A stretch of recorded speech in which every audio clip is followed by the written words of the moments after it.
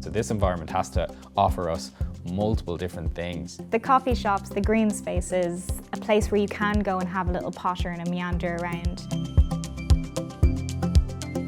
When it comes to buying your new home, how important is it to take things like local amenities and facilities into consideration? Guys, you are starting out on your search for looking for a house. Yes. Yeah. What's important to you? I think having like local cafes, parks, because we have a little dog as well, so like to be able to go out to the park, go for a walk, get a coffee, know a few people around, just to be able to have a chat. Like that's really nice. Like when you step out of your house and you're like, oh, it's kind of an extension, like that kind of way. So I think that's what makes a nice area. Obviously in the future, schools and all that kind of jam, but we're not there yet. Local bars as well, restaurants, just something going on. Like one of the main things, we love to go for coffees, Saturday morning coffees, going for a stroll. We get our steps in to start the day, and we go and find a local coffee shop, and then just bringing the dog out for a walk, like a place where we can let the dog off the lead and have, let the dog run free. Yeah. That's a big one. That actually is a really big one. Emily is so happy when we let her just go. When she sees the birds, she just whoop, gone. Bye. But again, it's a space we can do that, which is really nice. And now that you're on the journey of looking, right, starting into it, how are you going to do it? How are you going to suss out a new area? What are you going to do? We both take a deep breath on that one. I think, because we did do this when we were looking for rental, to just go and spend a morning in an area and just see what's kind of happening, what's the buzz around the space.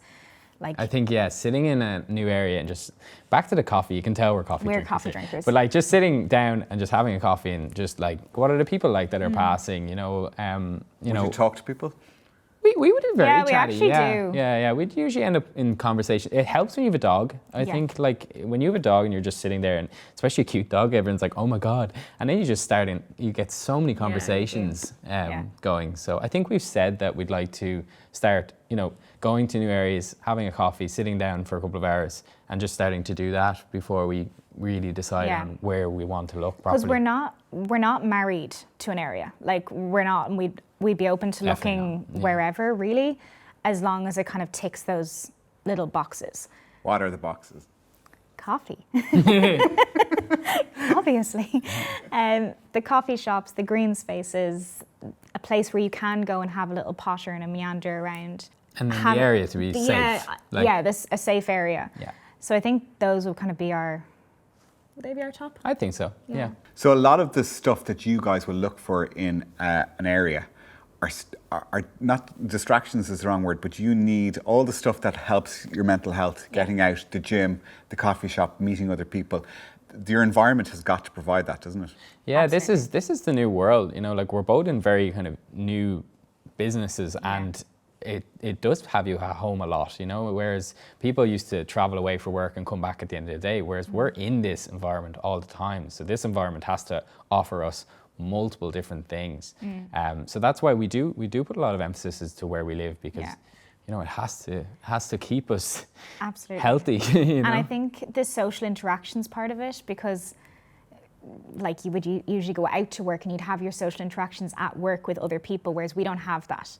And we don't have that luxury. Like, yes, maybe we'll have a meeting on Zoom, but it's not the same as like human connection. So even the little things, you bring the dog down, the other dog owners come down, you have a chat for half an hour. Yeah. Like that's really lovely, and it just kind of resets you.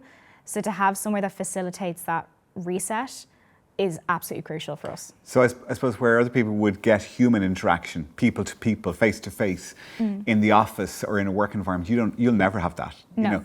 So the community, the neighbours, people around you will have to provide that. Yeah, exactly. Yeah.